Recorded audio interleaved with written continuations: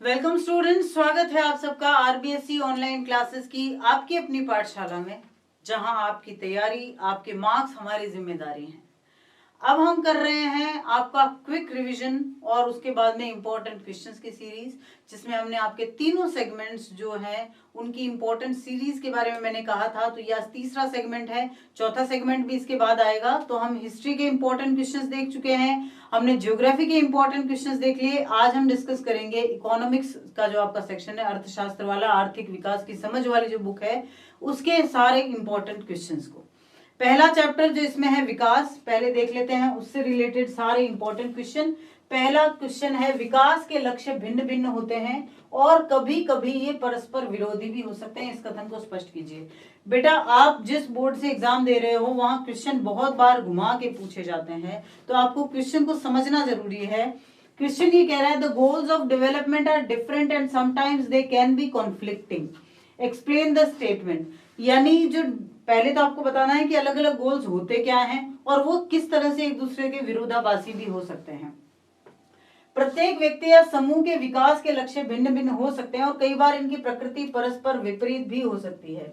एक के लिए विकास का लक्ष्य दूसरे के लिए विनाश का कारण भी बन सकता है। जैसे नदी पर बांध बनाना वहां के किसानों के विस्थापन का कारण है, लेकिन हम सब के लिए ये विकास हो सकता है। The goal of development can cause of destruction to another. For one, the goal of development, एक के लिए जो विकास है वो दूसरे के लिए विनाश हो सकता है। The goal of development of each individual or group may be different at time. Their nature may also be opposite to each other. For example, building a dam on a river can cause displacement for farmers there. एक विकासशील और विकसित देश की विशेषताएं बतानी है, इन दोनों में डिफरेंशिएट भी आ सकता है, विशेषताएं भी आ सकती है। तो ये बहुत इंपॉर्टेंट क्वेश्चन है। डेवलप्ड कंट्रीज क्या होती है? नई तकनीक व विकसित उद्योग होते हैं, जहां पर new technology and developed industry होती है। उच्च स्तरीय रहन सहन होता है, हाई स्टैंडर्ड ऑफ लिविंग। उच्च प्रति व्यक्ति आय होती है, हाई पर कैपिटा इनकम। उच्च साक्षरता दर भी होती है, लिटरेसी रेट हाई। एंड लोगों की स्वास्थ्य स्थिति बहुत बेहतर होती है, improved health status of the people, control of birth rate, death rate etcetera. लेकिन विकासशील देशों में उससे बिल्कुल उल्टा होता है, औद्योगिक रूप से पिछड़े हुए होते हैं, इंडस्ट्रियली बैकवर्ड होते हैं। निम्न प्रति व्यक्ति आय, लॉ पर कैपिटा इनकम, साक्षरता दर भी बहुत निम्न होती है, लॉ लिटरेसी रेट। सामान्य रहन सहन होता है, नॉर्मल लिविंग। बेहतर स्वास्थ्य का अभाव होता है, यानी मृत्यु दर बहुत होती है, lack of better health which means higher mortality rate. Next question है, आय के अतिरिक्त और कौन से कारक हैं जो हमारे जीवन में महत्वपूर्ण भूमिका निभाते हैं? Yet income is the best thing और you can say the most important thing. लेकिन और भी कुछ कारण हैं, वो क्या है? आय के अतिरिक्त बेहतर जीवन के लिए परिवार, रोजगार, मित्रता, सुरक्षा व समानता की भावना, शांतिपूर्ण माहौल आदि भी बहुत इंपॉर्टेंट है। Apart from income, family, employment, friendship, sense of security and equality, peaceful atmosphere, etc. are also important for a better life. क्योंकि मुद्रा से केवल भौतिक वस्तुएं ही खरीदी जा सकती है, because only physical things can be bought with money. चौथा क्वेश्चन है, आर्थिक विकास के लिए साक्षरता क्यों जरूरी है, या फिर लिटरेसी रेट इतनी इंपॉर्टेंट क्यों होती है, लिटरेसी की इतनी इंपॉर्टेंस क्यों है? एक तो इससे ज्ञान और दक्षता प्राप्त होती है, it gives knowledge and efficiency. रोजगार का स्तर बढ़ता है, the level of employment increases. नई तकनीकों का प्रयोग का स्तर बढ़ता है, the use of level of new technology increases. स्वास्थ्य, पर्यावरण आदि के प्रति जागरूकता बढ़ती है, people's health, environment etcetera awareness grow. नए नए उद्योगों को स्थापित करने की क्षमता बढ़ती है, the capacity to set up new industries increases. अब कुछ परिभाषाएं बतानी है, एंड बिलीव मी बच्चों, इनमें से क्वेश्चन जरूर ही आएगा। इन परिभाषाओं में से एक या दो तो पूछी ही जाएंगी जरूर जरूर। शिशु मृत्यु दर क्या होती है, इन्फेंट मोर्टेलिटी रेट। शुद्ध अनुपस्थिति अनुपात क्या होता है, नेट अटेंडेंस रेशियो। साक्षरता दर का मतलब क्या होता है, या बीएमआई क्या होती है। इनमें से एक तो पूछा ही जाएगा 100%। तो इन्फेंट मोर्टेलिटी रेट क्या होती है, the proportion of infants who die before the age of 1 year out of 1000 living children born in a given year. किसी वर्ष में पैदा हुए 1000 जीवित बच्चों में से 1 वर्ष की आयु से पहले ही मरने वाले शिशुओं का जो अनुपात होता है वो क्या कहलाता है? वो कहलाता है शिशु मृत्यु दर या इन्फेंट मोर्टेलिटी रेट। फिर नेट अटेंडेंस रेशियो 6 से 10 वर्ष की आयु के स्कूल जाने वाले बच्चों का उस आयु वर्ग के कुल बच्चों के साथ प्रतिशत या अनुपात जो होता है उसको नेट अटेंडेंस रेशियो या शुद्ध उपस्थिति अनुपात कहते हैं। परसेंटेज और ratio of total school going children in the age group of 6 to 10 years with total children in this age group. साक्षरता दर किसे कहते हैं? 7 वर्ष और उससे अधिक आयु के लोगों का साक्षर जनसंख्या का अनुपात। Literacy rate means the proportion of the literate population in the age group of 7 years and above. BMI या क्या होता है, या जिसको हम बॉडी मास इंडेक्स भी कहते हैं, पोषण वैज्ञानिक किसी वयस्क के अल्प पोषित होने की जांच कर सकते हैं। Nutritionists can test whether an adult is under nutrition और ओके विद इट। ये भी बहुत इंपॉर्टेंट है, अगर बड़ा क्वेश्चन आता है तो आई कैन बेट कि ये लगभग यही आने वाला है कि विकास की धारणीयता से क्या अभिप्राय है। What does it mean by sustainability of development? विकास की धारणीयता की 4 विशेषताएं बताइए।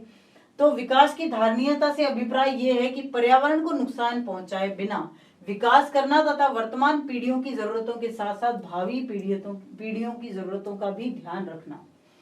Sustainability of development means to develop without harming the environment and meet the needs of present generation as well as the future ones. अब इसकी विशेषताएं क्या है, कैरेक्टरिस्टिक्स क्या है?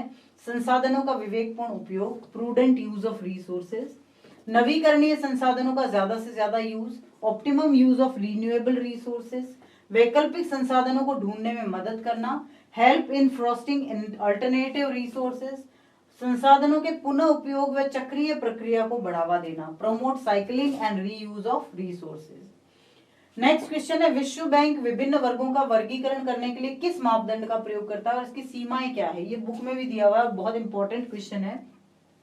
The world bank considers the income of a country as the main criterion for classifying different classes.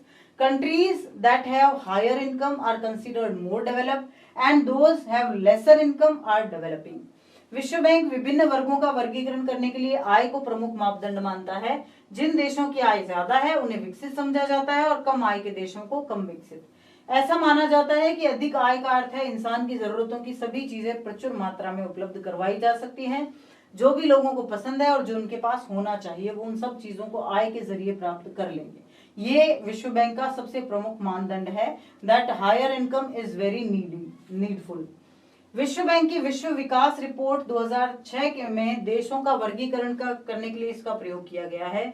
वो देश जिनकी 2004 में प्रति व्यक्ति आय $10,066 प्रति वर्ष या उससे अधिक है वो समृद्ध हैं, और जिनकी आय 825 ये अब चेंज हो चुकी है, या 10,066 की बजाय 12,056 कर सकते हैं, और 825 की जगह आप 900 से ज्यादा जो है आय वाले देश 925 या 956 के करीब कर सकते हैं। तो ये आय जो है वो कम और गरीब और साथ ही साथ अमीर देशों के मानदंडों के लिए मानी गई है। इसकी सीमाएं क्या है, इसकी बाउंड्रीज क्या है? विभिन्न देशों का वर्गीकरण करने के लिए किसी देश की राष्ट्रीय आय को ये मानदंड नहीं माना जा सकता। कुल कई देशों की जनसंख्या अलग अलग होती है। कुल आय की तुलना करने से हमें ये नहीं पता चलेगा कि औसत व्यक्ति क्या कमा रहा है। इससे हमें विभिन्न देशों के लोगों की परिस्थितियों का भी पता नहीं चलता, और इसीलिए ये कोई अच्छा मापदंड नहीं है।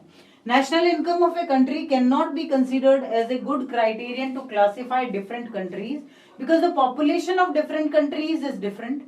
Comparing total income will not give us an idea of what the average person can earn. Due to this, we do not even get to know the conditions of the people of different countries. Therefore, national income is not a good criterion for classification. अगला question ये भी बहुत important है और आपकी NCERT में से ही लिया गया है कि विकास को मापने का यूएनडीपी का मापदंड विश्व बैंक के मापदंड से कैसे अलग है। आपको ये तो पता चल गया है कि वर्ल्ड बैंक का क्राइटेरियन क्या है। अब यूएनडीपी का जो क्राइटेरियन है वो इससे अलग कैसे है? विश्व बैंक का मापदंड केवल आय पर आधारित है। इस मापदंड की बहुत सी सीमाएं हैं। आय के अतिरिक्त और भी कई मापदंड है जो विकास को मापने के लिए जरूरी है, क्योंकि मनुष्य केवल बेहतर आय के बारे में नहीं सोचता, वो और भी बहुत सारी चीजों के बारे में सोचता है, जैसे अपनी सुरक्षा, दूसरों से आदर, बराबरी का व्यवहार, आजादी, ये सब के बारे में भी वो सोचता है। The criteria of the World Bank is based on income only. There are many limitations to the criterion. Apart from income, there are many other parameters which are necessary to measure development, because man does not think only about better income, but also about other goals like his security, getting respect and equal treatment from others, freedom, etc. also. UNDP ने को जो मापदंड अपनाए हैं वो क्या क्या है? The criterion which are adopted by UNDP, first is लोगों का स्वास्थ्य, हेल्थ ऑफ द पीपल। मानव विकास का प्रमुख मापदंड है स्वास्थ्य या दीर्घायु। विभिन्न देशों के लोगों की जीवन प्रत्याशा ज्यादा होती है तो वो मानव विकास की दृष्टि से उतना ही विकसित देश माना जाएगा। The main parameter of human development is health और longevity. The higher the life expectancy of the people of different countries, the more developed country is considered in terms of human development. शैक्षिक स्तर भी एक बहुत अच्छा मापदंड है। दूसरा मापदंड है शैक्षिक स्तर। किसी देश में साक्षरता की दर जितनी ज्यादा होगी वो देश उतना ही विकसित कहा जाएगा, और कम होगी तो वो अल्प विकसित रह जाएगा। The second major parameter of human development is educational level. The higher the literacy rate in the country, the more developed it is. And if this rate is low, then that country will be called underdeveloped. फिर है प्रति व्यक्ति आय या per capita income. मानव विकास का तीसरा मापदंड है ये। जिस देश में प्रति व्यक्ति आय ज्यादा होगी उस देश में लोगों का जीवन स्तर भी अच्छा होगा। जिन देशों में प्रति व्यक्ति आय कम होगी वहां का जीवन स्तर भी कम होगा। The third parameter of human development is per capita income. In a country where the per capita income is high, the standard of living of the people of that country will also be good, and good standard of living is hallmark of development. In countries where people have low per capita income, the standard of living of the people will also not be so good. Such a country cannot be considered as developed countries. और इन वर्षों के अध्ययन के बाद UNDP ने विश्व के 173 देशों का मूल्यांकन इन्हीं आधारों पर किया। 53 देशों को उच्च मानव विकास की श्रेणी में, 84 देशों को मध्यम और 26 देशों को मानव विकास के निम्नतम स्तर पर उन्होंने रखा है। ठीक है ना, ये क्राइटेरियन डिसाइड करने के बाद अब चलते हैं सेकेंड चैप्टर की तरफ, जो कि है हमारा सेक्टर से related, economy, sectors in Indian economy, भारतीय अर्थव्यवस्था के क्षेत्र। पहला क्वेश्चन यही है कि सार्वजनिक और निजी के अंदर अंतर स्पष्ट करना है, differentiate between public and private sector. सबसे पहले सार्वजनिक क्षेत्र में जो परिसंपत्तियां होती हैं उन पर सरकार का नियंत्रण होता है। Government control over all the assets. सभी सेवाएं सरकार उपलब्ध करवाती हैं। All the services are provided by government. रोजगार की सुरक्षा दी जाती है। Employment security is given. इसका उद्देश्य ज्यादा से ज्यादा सामाजिक कल्याण। It aims at maximum social welfare. सवैतनिक छुट्टी और बाकी सेवाएं भी दी जाती हैं। Paid leave and other services are provided. जबकि प्राइवेट सेक्टर में क्या होता है, परिसंपत्तियों पर निजी स्वामित्व होता है, प्राइवेट ओनरशिप ऑन एसेट्स। सभी चीजें एक व्यक्ति या कंपनी उपलब्ध करवाती है। Everything is provided by one person और कंपनी। अधिकतम लाभ कमाना इनका उद्देश्य होता है। It's aim to earn maximum profit. रोजगार व श्रमिक थोड़े असुरक्षित होते हैं। Employment and workers are insecure. और सवैतनिक छुट्टियां और अन्य सेवाएं प्राय नहीं दी जाती है। फिर है असंगठित क्षेत्र में मजदूरों के सामने आने वाली समस्याएं क्या है। बहुत इंपॉर्टेंट क्वेश्चन है। पहली समस्या है ये क्षेत्र सरकारी नियमों और विनियमों को नहीं मानता। This sector does not follow government rules and regulation. न्यूनतम वेतन मिलता है, गेट्स द मिनिमम वेज। रोजगार की अवधि और कार्य समय सीमा निश्चित नहीं होती। The period of employment and working time limit are not fixed. किसी प्रकार की छुट्टी या लाभ का प्रावधान नहीं होता। There is no provision for any kind of leave और बेनिफिट। निश्चित कार्य क्षेत्र और अच्छी सुविधाएं उपलब्ध नहीं होती। Fixed work area and good services facilities are not available. Next है संगठित और असंगठित क्षेत्रों की रोजगार परिस्थितियों में क्या अंतर पाया जाता है। जो हमने पढ़ा है उसी को अगर पॉइंट वाइज आपको डिफाइन करना हो अंतर, तो संगठित में वेतन ज्यादा, नौकरी सुरक्षित, कार्य की स्थितियां अच्छी, कर्मचारी योजनाओं का लाभ और कार्य अवधि निश्चित। ठीक है, लेकिन असंगठित में क्या होता है, low pay, job not secure, low level working conditions, not benefit for employ scheme, not fixed working hours. ठीक है, ये काम के जो घंटे होते हैं वो बिल्कुल तय नहीं होते। Very very very important question, now you can consider it very important. राष्ट्रीय रोजगार गारंटी योजना के प्रावधान बताइए। Provisions of the national employment guarantee act. राष्ट्रीय गारंटी योजना के अंतर्गत 100 दिनों के रोजगार की गारंटी है। Guarantee of 100 days of employment under the national guarantee scheme. रोजगार मिलने या ना मिलने या कम मिलने पर बेरोजगारी भत्ता दिया जाएगा। Unemployment allowance to be given for not getting employment और गेटिंग लॉस। अपने गांव या आसपास के क्षेत्र में ही कार्यस्थल होगा। Having work place in your village, near your village और नियर बाई एरियाज। 1/3 रोजगार महिलाओं के लिए सुरक्षित कर दिए गए हैं। 1/3 of employment is reserve for women. और गरीबों में भी अति गरीब लोगों को रोजगार प्रदान किया जाएगा। Providing employment to very poor people even among the poor. तो ये ध्यान रखा जाएगा कि जो सबसे गरीब हैं उनको इसका लाभ मिलता रहे। यद्यपि आर्थिक गतिविधियों को प्राथमिक, द्वितीयक और तृतीयक गतिविधियों में विभाजित किया गया है, लेकिन ये परस्पर निर्भर है। They are interdependent on each other. इसको एक्सप्लेन करना है, क्योंकि सबसे पहले प्राथमिक क्षेत्र को उत्पादन बढ़ाने व वितरण के लिए नई तकनीकों को परिवहन की आवश्यकता होती है। The primary sector needs new technologies and transportation to increase production and distribution. तो वही तृतीय क्षेत्र पर निर्भर हो गया। विनिर्माण उद्योगों के लिए कच्चा माल प्राथमिक क्षेत्र देता है। The raw material for manufacturing industries is obtain from primary sector. प्राथमिक व द्वितीय क्षेत्र की सहायता से ही सेवा क्षेत्र में नए रोजगार के अवसर प्राप्त होते हैं, जैसे भंडारण, बैंकिंग, यातायात। With the help of primary and secondary sector, new employment opportunities are available in service sectors such as storage, banking, transport, etc. तीनों क्षेत्र निर्भर हैं परस्पर। किसी एक की भी अनुपस्थिति में बाकी दोनों पर नकारात्मक प्रभाव पड़ेगा। All the three sectors are interdependent. The absence of any one will have a negative effect on the other two. शहरी क्षेत्रों में रोजगार पैदा करने की कोई 3 विधियां लिखिए। कोई 3 ऐसे चीज लिखिए, 3-4 भी हो सकते हैं। तो क्या है? सबसे पहले शिल्प उद्योग और सेवाओं को प्रोत्साहन, to promote regional craft industry and services. पर्यटन को प्रोत्साहन दिया जाए, प्रमोशन ऑफ टूरिज्म इंडस्ट्री। अनावश्यक सरकारी नीतियों और नियमों में परिवर्तन हो, changes in unnecessary government policies and rules. मूलभूत सुविधाएं, तकनीकी शिक्षा को बढ़ावा दिया जाए, to promote basic facilities and technical education. और आसान शर्तों पर ऋण या आर्थिक सहायता दी जाए, प्रोवाइडिंग लोन्स और financial assistance and in on easy terms.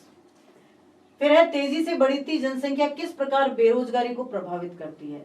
ये जो रैपिड इंक्रीज है पॉपुलेशन में, ये अनएम्प्लॉयमेंट को कैसे अफेक्ट करता है। रोजगार के अवसर जनसंख्या के अनुपात में नहीं बढ़ते। Employment opportunities do not increase in proportion to the population. शहरी क्षेत्रों में और कृषि क्षेत्रों में प्रच्छन्न बेरोजगारी बढ़ जाती है। Disguised unemployment increase in agriculture and urban areas. उसके अलावा साधनों पर बोझ बढ़ जाता है।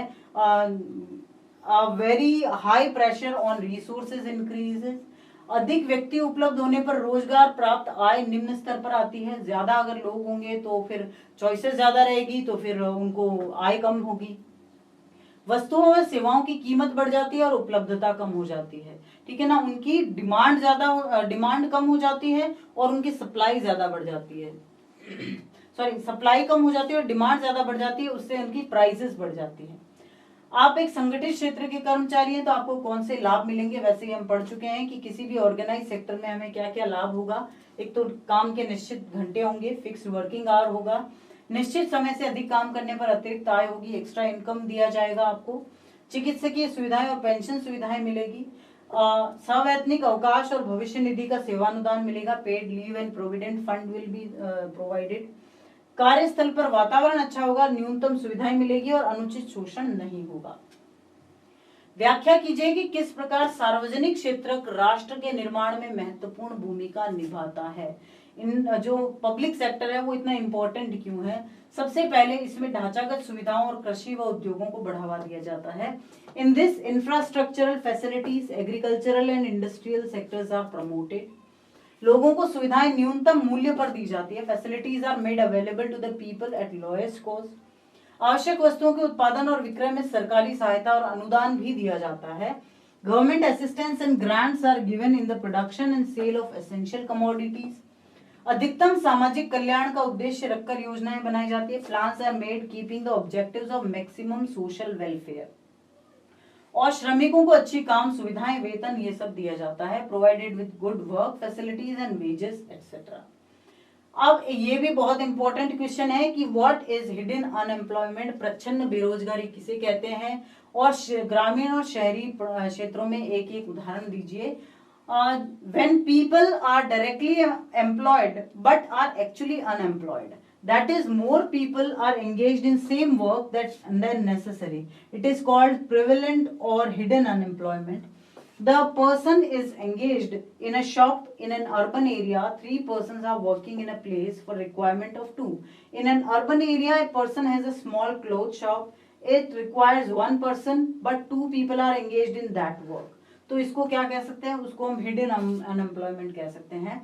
जितनी जरूरत है उससे ज्यादा लोग अगर किसी क्षेत्र में काम कर रहे हैं और उससे कहीं पे भी प्रोडक्शन नहीं बढ़ रहा है तो उसको छिपी हुई या प्रच्छन्न बेरोजगारी कहते हैं। जैसे खेतों में अगर 6 जनों की जरूरत है और वहां 8 जने लगे हुए हैं तो खेत तो ज्यादा उगा के देगा नहीं, खेत में पैदावार तो उतनी होगी 6 जनों से भी, तो उसको प्रच्छन्न बेरोजगारी कहेंगे। दुकान में 4 जनों की ही जरूरत है, 6 जने लगे हुए हैं तो उसको भी प्रच्छन्न बेरोजगारी या छिपी हुई हिडन अनएम्प्लॉयमेंट कहेंगे। जब कोई देश विकसित होता है तो प्राथमिक क्षेत्र का योगदान घटता है और द्वितीयक और तृतीयक का योगदान बढ़ता है, इसका विश्लेषण आपको करना है। When a country develops, the contribution to the primary sector decreases, that the secondary and tertiary sector increases. Analyze the statement. विकसित देशों का इतिहास बताता है कि विकास की शुरुआत में आर्थिक क्रियाओं में प्राथमिक क्षेत्र महत्वपूर्ण था, हमेशा ही पहले ही एग्रीकल्चर और ये सब चीजें महत्वपूर्ण थी, लेकिन इनके तरीके में बदलाव से खाद्यान्नों के उत्पादन और अधिक लोगों को रोजगार उपलब्ध हुआ। Due to changes in the method of agriculture production food grains provide an employment to the more people. विनिर्माण के लिए नए तरीकों और फैक्ट्रियों का उभरना और विकसित होना हुआ। उसके बाद में उत्पादन में रोजगार में द्वितीय क्षेत्र महत्वपूर्ण है और द्वितीय क्षेत्र को से तृतीय क्षेत्रों में स्थानांतरण हुआ और कुल उत्पादन के संदर्भ में सेवा क्षेत्र महत्वपूर्ण बन गया। तो ये जो शिफ्ट होता है, ये शिफ्ट बहुत इंपॉर्टेंट होता है कि किस तरह पहले प्राइमरी सेक्टर इंपॉर्टेंट था, फिर हमने उनसे नई नई चीजों को बनाना सीखा तो सेकेंडरी सेक्टर इंपॉर्टेंट हो गया, देन जो सर्विस सेक्टर था वो ज्यादा इंपॉर्टेंट होता चला गया। नेक्स्ट क्वेश्चन है, भारत में कृषि असंगठित क्षेत्र है, क्या आप इस बात से सहमत हैं? Yes, agriculture is an unorganised sector, we agree with this statement. क्यों? क्योंकि सबसे पहले तो काम के घंटे निश्चित नहीं है, नॉट फिक्स्ड वर्किंग आवर्स, बिना अतिरिक्त वेतन के काम करना पड़ता है, have to work without extra pay. कृषि मजदूरों को दैनिक मजदूरी के अलावा कोई अन्य सुविधा नहीं मिलती, no facilities other than daily wages to the agricultural labour.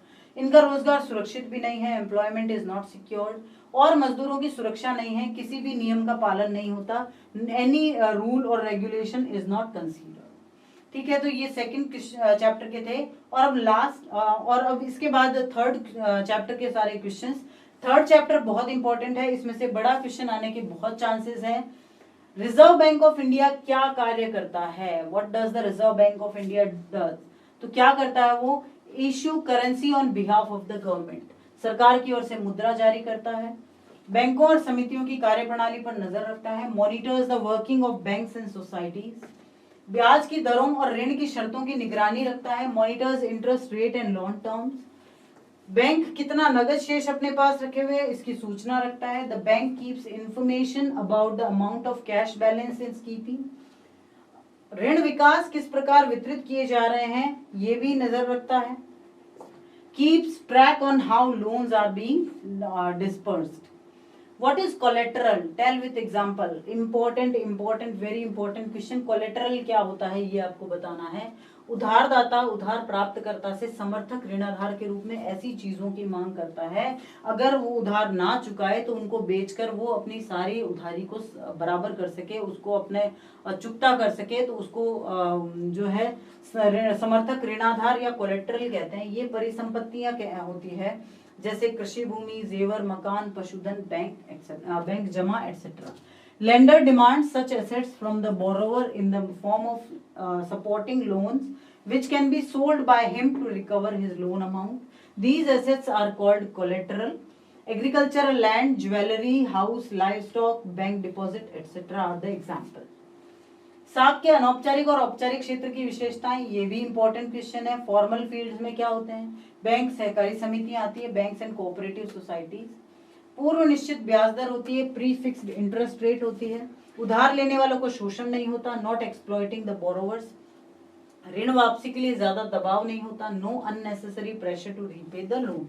जबकि इनफॉर्मल सेक्टर में, अनौपचारिक क्षेत्र में बिल्कुल उल्टा होता है। आते कौन कौन है? महाजन, साहूकार और रिश्तेदार, money lenders and relatives, friends. अनिश्चित और ज्यादा ब्याज दर होती है, uncertain and high rate of interest. उधार लेने वाले का शोषण होता है, द बोरोवर इज एक्सप्लॉइटेड। कर्ज जाल में फंसने की संभावना होती है, possibility of falling into the डेब्ट ट्रैप। क्या कारण है कि कुछ व्यक्तियों को बैंक या समूह जो है वो कर्जा नहीं देते? उसके रीजन क्या है? सबसे पहले तो ग्रामीण क्षेत्रों में बैंक है ही नहीं, absence of banks in rural areas. दूसरा, समर्थक ऋणाधार ना होना, नॉट हैविंग कोलेटरल। जरूरी कागजात नहीं होते उनके पास, लैक ऑफ नेसेसरी डॉक्यूमेंट। और ऋण की शर्तें वो पूरी नहीं कर पाते, failure to fulfil the terms of the loan. Next question है, वस्तु विनिमय प्रणाली की 3 जो है सीमाएं बताइए। ये भी इंपॉर्टेंट क्वेश्चन है। वस्तु विनिमय प्रणाली, सबसे पहले धन या मूल्य के संचयन में कठिनाई आती है। For barter exchange the conditions of double coincidence must be fulfilled. सबसे पहले तो दोहरे संयोग की शर्त होनी चाहिए। दूसरी, डिफिकल्टी इन अक्यूमुलेटिंग वेल्थ और वैल्यू। अविभाज्य वस्तुओं का विनिमय बहुत कठिन होता है, difficult to exchange indivisible goods. वस्तुओं को भविष्य में प्रयोग के लिए संग्रहित करना बहुत कठिन हो जाता है। हम पैसे तो जमा करके रख सकते हैं, लेकिन चीजों को तो जमा करके नहीं रख सकते। Difficult to store things for future use for a long time. सेवाओं का मूल्य निर्धारण और विनिमय में कठिनाई होती है। डिफिकल्टी तब होती है जब सर्विसेज को एक्सचेंज किया जाता है तब। नेक्स्ट क्वेश्चन है, डेब्ट ट्रैप या कर्ज जाल क्या है? जब कर्जदार अपना पिछला ऋण चुकाने में असमर्थ होता है तो वो अगले और नया ऋण ले लेता है ताकि उसको चुका सके, तो इसको डेब्ट ट्रैप कहता है। या उसको अपनी परिसंपत्ति बेचनी पड़े, अपना कोई एसेट जो है वो सोल्ड आउट करना पड़े, या उसकी आर्थिक स्थिति और बद से बदतर हो जाए, वर्स्ट से जो है वर्स्ट से वर्स्ट हो जाए, तो उसको कहते हैं डेब्ट ट्रैप। ऋण की शर्तें या टर्म्स ऑफ द लोन किसको कहते हैं? ये किस प्रकार भिन्न हो सकती है? ब्याज दर, समर्थक ऋणाधार, आवश्यक कागजात और भुगतान के तरीकों को सम्मिलित रूप से ऋण की शर्तें कहते हैं। ऋण की शर्तें अलग अलग व्यक्तियों या समूहों के लिए अलग अलग हो सकती है। The interest rate, supporting loan base, required documents and mode of payment are collectively called as terms of loan. The terms of loan may be differentiate for different individual और ग्रुप्स। स्वयं सहायता समूह क्या है? इसके लिए क्या मूल विचार क्या है, मतलब क्यों इनको बनाया गया? तो स्वयं सहायता समूह क्या होते हैं? गरीबों के लिए संगठित रूप से कार्य करने के लिए प्रेरित करना। To motivate the poor to work in an organised manner, स्वरोजगार के लिए उनको प्रेरित करना। To motivate for self employment, शोषण से उनको बचाना। प्रोटेक्शन फ्रॉम एक्सप्लॉयटेशन, कर्जदारों को कर्ज जाल से बचाना। Protect the borrowers from the डेब्ट ट्रैप, और महिलाओं को स्वावलंबी बनाना और रोजगार के ज्यादा से ज्यादा अवसर उपलब्ध कराना। To make women self reliant and provide them more and more employment opportunity. Bharat में औपचारिक ऋण क्षेत्र को विस्तृत करना क्यों आवश्यक है? औपचारिक ऋण स्रोतों से ऋण प्राप्ति आसान होती है, लेकिन शोषण ज्यादा होता है अनौपचारिक से। It is easy to get credit from informal sector but exploitation is more. ब्याज की दरें अनिश्चित और उच्च होती है। The rate of interest is uncertain and high. गरीब अशिक्षित लोग आसानी से जो है ऋण जाल में फंस जाते हैं। Poor uneducated people easily fall into डेब्ट ट्रैप। ग्रामीण क्षेत्रों में साहूकारों पर निर्भरता कम करनी होती है, to reduce dependence on money lenders in rural areas, और छोटे कर्जदारों को आसानी से ऋण मिल जाए ये भी जरूरी है। To make loans easily available to small borrowers. Next question है, मुद्रा आवश्यकताओं के दोहरे संयोग की समस्या को किस तरह से सुलझाती है? उदाहरण देकर बताइए। ये जो डबल कोइंसिडेंस ऑफ नीड्स है उसको मनी कैसे सुलझा सकती है? वस्तु विनिमय प्रणाली में मुद्रा का प्रयोग किए बिना सीधे वस्तुओं का आदान प्रदान होता था। ऐसी स्थिति में मांगों का दोहरा संयोग आवश्यक था। उदाहरण के लिए, यदि किसी कपड़ा व्यापारी को चावल चाहिए तो उसे ऐसे किसान को खोजना होगा जो चावल के बदले कपड़ा खरीदना चाहे। इस समस्या का समाधान मुद्रा का प्रयोग करके किया जा सकता है। मुद्रा मांगों के दोहरे संयोग की समस्या को खत्म कर देती है। मुद्रा विनिमय प्रक्रिया में मध्यस्थ का काम करती है और इससे विनिमय का इसलिए इसको विनिमय का माध्यम भी कहा जाता है। In barter system goods were exchange directly without using money. In such a situation, a double coincidence of demand was necessary. For example, if a cloth merchant wants rice, he has to find out a farmer who wants to buy cloth instead of rice. The problem is solved by using money. Money eliminates the problem of double coincidence of demands. Money acts as an intermediary in the exchange process. It is also called a medium of exchange. Next question है, how do banks mediate between people with surplus money and those in need? अतिरिक्त मुद्रा वाले लोगों और जरूरतमंद लोगों के बीच bank कैसे मध्यस्थता का काम करते हैं? बहुत ही इंपॉर्टेंट और बहुत ही शानदार क्वेश्चन है ये. Persons with extra money deposits their currency by opening an account in their own name in banks. Banks accept these deposits and also pay interest on it. In this way, people's currency is kept safe with the banks and interest is also available on it. People are also provided with the facility to withdraw money from it whenever they want. Banks keep only 15% of this deposit in form of cash. Banks use the major part of the depositors for lending. There is a great demand for loan for various economic activities. The banks give loans to these people and charge interest on them. Thus, the bank acts as a mediator between the two factions. अतिरिक्त मुद्रा वाले लोग क्या करते हैं? जिनके साथ ज्यादा पैसा होता है वो बैंक में जाके अपनी जमा करवाते हैं. अब बैंक क्या करता है? उस पर उनको ब्याज देता है, तो वो आसानी से वहीं रहने देते हैं. बैंक उसमें से सिर्फ 15% अपने पास नगद के रूप में रखता है और बाकी जिनको जरूरत होती है उनको लोन के रूप में दे देता है और उस पर थोड़ा एक्स्ट्रा क्या करता है? ब्याज ले लेता है. तो इस तरह से जिनके पास ज्यादा है उनकी जमा होके उनको भी ब्याज मिल रहा है और जिनके पास नहीं है उनको धन उपलब्ध कराया जा रहा है. तो इस तरह से बैंक जो है उन दोनों के बीच मीडिएटर का काम करता है. और अब इकोनॉमिक्स का लास्ट चैप्टर जो 4th चैप्टर है, ग्लोबलाइजेशन इन इंडिया. ग्लोबलाइजेशन और इंडिया जो चैप्टर है, ग्लोबलाइजेशन यानी उदारीकरण या वैश्वीकरण जिसको कहते हैं, वो वैश्वीकरण का भारत पर क्या प्रभाव पड़ा, ये आपके 4th चैप्टर में है. आइए देखते हैं इसके इंपॉर्टेंट क्वेश्चन कौन से हैं. सबसे पहले आपसे ये पूछा जा सकता है कि how do MNC control the production. देखो एमएनसी क्या होती है? मल्टीनेशनल कॉर्पोरेशंस या बहुराष्ट्रीय कंपनियां जिनको हम कहते हैं, जिनके एक से ज्यादा देशों में ब्रांचेस हों उनको मल्टीनेशनल कंपनीज कहते हैं. वो एक से ज्यादा देशों में उत्पादन करें. तो बहुराष्ट्रीय कंपनियां किस प्रकार उत्पादन पर अपना नियंत्रण रखती है? उत्पादन पर नियंत्रण कैसे करती है, यानी कैसे वो उस सारे प्रोडक्शन को कंट्रोल कर लेती है?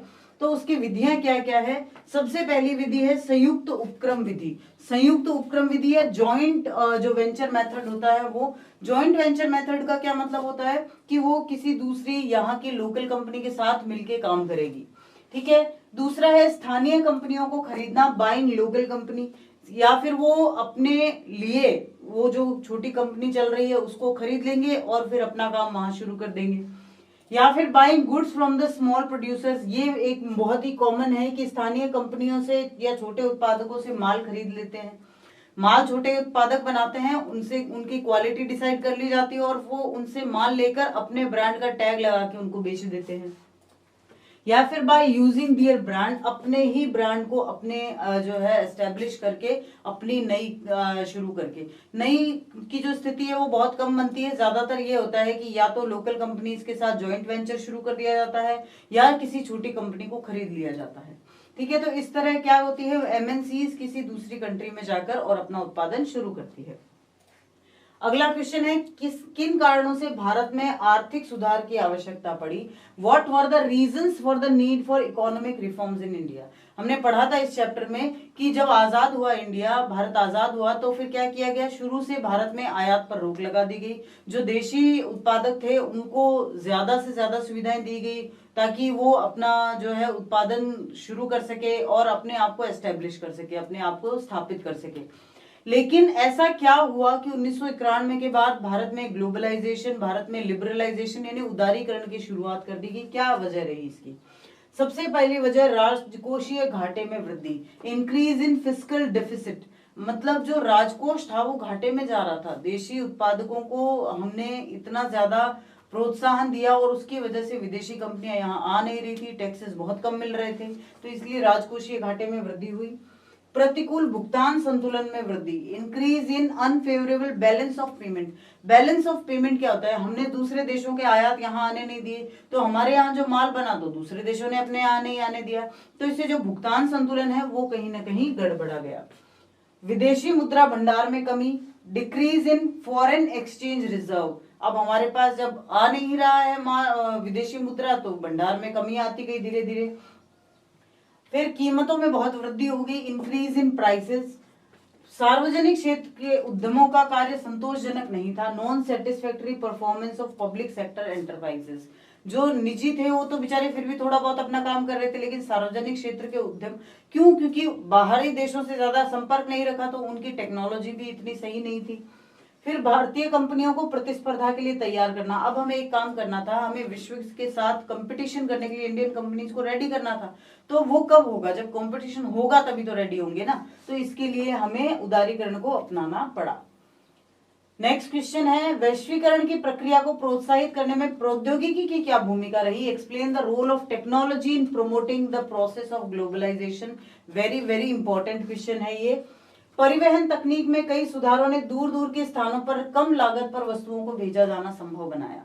Many improvements in transportation technology have made it possible to send goods to far off places at low cost. अब जब ज्यादा दूर तक चीजें जा सकेंगी तो आप व्यापार भी दूर दूर तक कर सकोगे। सूचना प्रौद्योगिकी में सुधार से विभिन्न देश आपस में जुड़कर तुरंत सूचना प्राप्त कर लेते हैं। With the improvement of information technology, different countries connect together and get information immediately. तो उससे भी काफी फायदा मिला। उसके बाद में इंटरनेट टेक्नोलॉजी से व्यापार में गति आई। Internet technology has accelerated business, और वास्तव में ये एक्सीलरेशन की गति सबसे तेज इंटरनेट की वजह से ही हुई।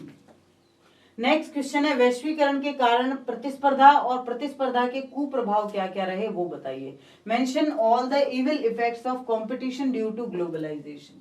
अब क्या कुप्रभाव रहे? प्रतिस्पर्धा के कारण छोटे उद्योग जैसे बैटरी, प्लास्टिक, खिलौने आदि के जो उत्पादक है उन पर बहुत बुरा असर पड़ा था। Due to competition, small industries such as producers of batteries, plastics, toys, toppers etcetera were adversely affected. As a result many units were close. श्रमिकों की बेरोजगारी में वृद्धि हुई, क्योंकि वैश्वीकरण से की वजह से मशीनें आई, मशीनों की वजह से श्रम शक्ति कम चाहिए होती थी। अब increase in unemployment of workers, श्रमिकों को अस्थायी आधार पर नियुक्त किया गया। पहले श्रमिक जो है स्थायी होते थे, अब उनको टेम्परेरी बेसिस पर लिया गया। श्रमिकों को संरक्षण और लाभ नहीं मिल रहा। Workers are not getting protection and benefits. श्रमिकों का अधिक घंटों तक काम करना अब आम बात हो गई है। It become common for workers to work longer hours. क्यों? क्योंकि कंपटीशन होता है, कंपटीशन होता है तो दूसरे से आगे निकलने की होड़ होती है, और इस होड़ में सबसे बुरा प्रभाव श्रमिकों पर पड़ता है। अब वैश्वीकरण को न्याय संगत बनाने के लिए सरकार की क्या भूमिका हो सकती है? Explain the role of government to justify globalisation. ये भी बहुत इंपॉर्टेंट क्वेश्चन है। ये आपके क्वेश्चन बार बार एनसीईआरटी में भी आया है। उसके बाद में जो बहुत सारी गाइड्स में भी ये क्वेश्चन दिया हुआ है, और ये क्वेश्चन आपके मॉडल पेपर में भी इंक्लूड किया गया है। तो आप ये क्वेश्चन बहुत इंपॉर्टेंट समझ सकते हैं कि सरकार इसको ग्लोबलाइजेशन की जो कुप्रभाव पड़ रहे हैं या ये जो प्रक्रिया है इसको न्याय संगत कैसे बना सकती है, इसको बताइए। ठीक है। वैश्वीकरण की नई नीति के अनुसार भारतीय अर्थव्यवस्था को विश्व अर्थव्यवस्था से जोड़ने का प्रयत्न किया गया, ताकि पूंजी, तकनीकी ज्ञान और अनुभव का विश्व के विभिन्न देशों से आदान प्रदान हो सके। According to the new policy of globalization, an attempt was made to connect the Indian economy with the world economy so that capital, technical knowledge and experience from different countries of the world can be exchanged. सरकार ने माल के आयात पर से बहुत सारे प्रतिबंध हटा लिए। The government removed many restrictions from the import of goods. उसके बाद में आयातित माल पर थोड़ा टैक्स कम कर दिया गया, reduced tax on imported goods. विदेशी निवेशकों को भारत में निवेश करने के लिए प्रोत्साहन दिया गया, और foreign investors were encouraged in invest in India, और तकनीकी क्षेत्रों को हर ढंग से उन्नत करने का प्रयास किया गया। और ये सारे एफर्ट्स सरकार द्वारा किए गए ग्लोबलाइजेशन को जस्टिफाई करने के लिए। Efforts were made to upgrade the technical fields in every way. वैश्वीकरण का आम लोगों के जीवन पर क्या प्रभाव पड़ा है? What is the impact of globalisation of people's life? एक तरह से देखा जाए तो अच्छा प्रभाव भी पड़ा है, बुरा भी पड़ा है, लेकिन वैश्वीकरण से जो आम उपभोक्ता है उसके जीवन पर कुछ अच्छा प्रभाव पड़ा है। कैसे? सबसे पहले उपभोक्ताओं के सामने पहले से अधिक विकल्प है। Consumers have more choices then ever before.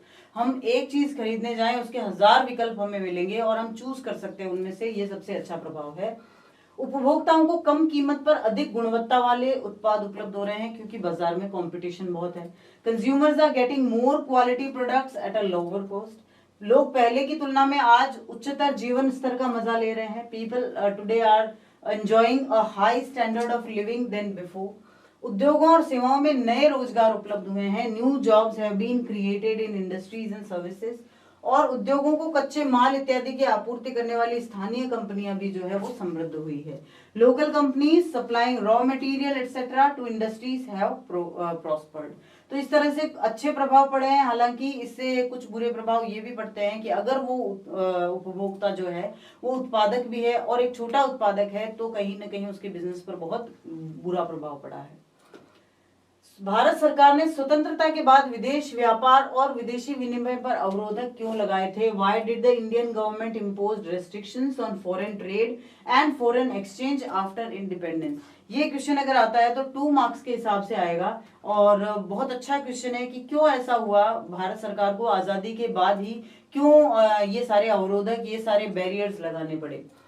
विदेशी प्रतिस्पर्धा से देश के उत्पादकों की रक्षा करने के लिए, to protect the country's producers from foreign competition. स्वतंत्रता से पहले अंग्रेजों ने भारतीय उद्योग धंधों को चौपट कर दिया था, तो स्वतंत्रता के बाद यहाँ भारतीय उद्योग स्थापित किए गए और उद्योगों के विकास के लिए विदेशी व्यापार पर रोक जरूरी थी। Before independence the Britishers had ruined the Indian industrials. Indian industry were established here after independence and ban on foreign trade was necessary for the development of these industries. और उसके बाद स्वतंत्रता के बाद भारत जो था वो 565 टुकड़ों में बटा हुआ था। रियासतें जो थी वो इतनी सारी थी। यहाँ परिवहन और संचार के साधन बहुत अस्त व्यस्त थे, उनको भी सही करना था। All the communication and transportation means were to be established properly. स्वतंत्रता के शुरुआती वर्षों में भारत के वैदेशिक संबंध इतने सुदृढ़ नहीं थे कि विश्व के अन्य देशों के साथ हम व्यापार कर सके, क्योंकि भारत ने एक देश के रूप में, एक नेशन के रूप में नया नया जन्म लिया था।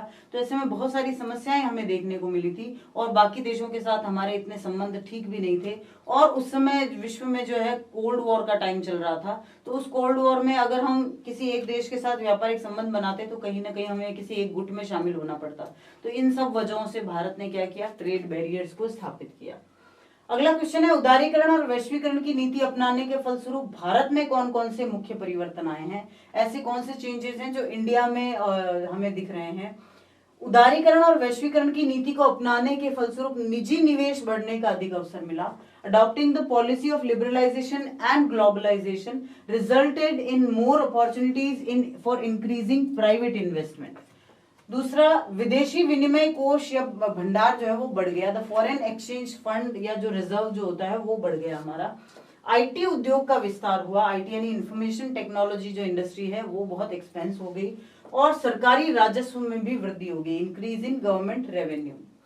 नेक्स्ट क्वेश्चन है, विश्व व्यापार संगठन या WTO क्या है, इसके क्या कार्य है और क्या ये अपने कार्यों को वास्तव में पूरा कर रहा है? एक ही क्वेश्चन में WTO का पूरा निचोड़ है। What is WTO? What are the functions of what are its functions and is it really fulfilling its functions? तो सबसे पहले तो विश्व व्यापार संगठन एक ऐसा संगठन है जिसका उद्देश्य अंतरराष्ट्रीय व्यापार को उदार बनाना और मुक्त व्यापार की सुविधा देना है। WTO or World Trade Organization is an organization whose purpose is to liberalize international trade and facilitate free trade. अब इसके कार्य क्या है? विश्व व्यापार संगठन अंतरराष्ट्रीय व्यापार से संबंधित नियमों को निर्धारित करता है और ये देखता है कि इन नियमों का पालन हो भी रहा है या नहीं। इसके फंक्शंस हैं, WTO sets rules related to international trade and sees whether these rules are being followed or not. वास्तविकता क्या है? वास्तविकता ये है कि विकसित देशों ने अनुचित ढंग से व्यापार अवरोध को बरकरार रखा है। जो डेवलप्ड कंट्री हैं वो इस चीज का बहुत फायदा उठा रहे हैं। दूसरी ओर विश्व व्यापार संगठन के नियमों ने विकासशील देशों को व्यापार अवरोधों को हटाने के लिए विवश कर दिया है। जो ट्रेड बैरियर्स होते हैं, developed countries are still putting trade barriers on their foreign trade, but developing countries are forced to eliminate their barriers. Next question है, विदेशी व्यापार और विदेशी निवेश में क्या अंतर है? Difference between foreign trade and foreign investment. विदेशी व्यापार होता है विदेशों से वस्तुओं को खरीदने और बेचने को विदेशी व्यापार कहते हैं। Foreign trade means buying and selling goods from abroad is called foreign trade. जबकि विदेशी निवेश क्या होता है? अधिक लाभ कमाने के उद्देश्य से जब बहुराष्ट्रीय कंपनियां किसी दूसरे देश में जाकर धन और उत्पादन इकाई की स्थापना करती है तो उसे विदेशी निवेश कहते हैं। When multinational companies establish production units with money in the other country and with the aim of earning more profit is called foreign investment. Foreign investment के अंतर्गत आयात और निर्यात दोनों प्रक्रियाएं शामिल होती है। It includes both process of import and export. विदेशी निवेश में बहुराष्ट्रीय कंपनियों द्वारा किया गया पूंजी निवेश आता है। Foreign investment includes capital investment made by multinational companies. ये उत्पादन के लिए बहुत अवसर देता है। It provides opportunity for production. ये पूंजी की कमी को भी दूर करता है। It removes the shortage of capital. कई लोग जो है स्टार्टअप शुरू करते हैं, उनके पास जब कैपिटल नहीं होता है तो इस तरह से उनको निवेश या इन्वेस्टमेंट मिल जाता है। फिर विदेशी निवेश को आकर्षित करने के लिए क्या क्या कदम उठाए गए हैं? सबसे पहला जो है special economic zones are formed, जिनको हम सेज कहते हैं, SEZ। तो विशेष आर्थिक क्षेत्रों की स्थापना की जा रही है। दूसरा, विशेष आर्थिक क्षेत्र में उत्पादन इकाइयां स्थापित करने वाली कंपनियों को 5 सालों तक कोई टैक्स ही नहीं देना होता। Company setting up production unit in special economic zones do not have to pay any tax for the first 5 years। विदेशी निवेश आकर्षित करने हेतु सरकार ने श्रम कानूनों में लचीलापन लाने की अनुमति दे दी है। In order to attract foreign investment the government has allowed flexibility in labour laws, और साथ ही आर्थिक नीतियों को भी ज्यादा उदार बनाया जा रहा है। Economic policies are being liberalised. तो ये था आपके इकोनॉमिक्स का इंपॉर्टेंट क्वेश्चंस का रिवीजन। क्वेश्चंस के साथ साथ हमने आपको आंसर्स के पॉइंट भी बता दिए हैं। तो अगर ये 2 मार्क्स के क्वेश्चंस आते हैं तो आप एज इट इज लिख सकते हो, और अगर 4 मार्क्स के आते हैं तो आप इन पॉइंट्स को यूज करके हाईलाइटेड पॉइंट्स के द्वारा अपने आंसर लिख सकते हो, और तभी आपको मिलेंगे फुल मार्क्स। ठीक है, तो तैयारी कीजिए अपने फुल मार्क्स के लिए। I want to see everyone 80 out of 80। ठीक है ना, तो आपको ये लेके आने हैं 80 out of 80। तो अब सिर्फ एक सेक्शन बचा है जो कि है हमारा सिविक्स का सेक्शन। तो जल्दी ही मिलते हैं अगले वीडियो के साथ, जहां हम सिविक्स के इंपॉर्टेंट क्वेश्चन लेकर आएंगे। तब तक के लिए थैंक यू।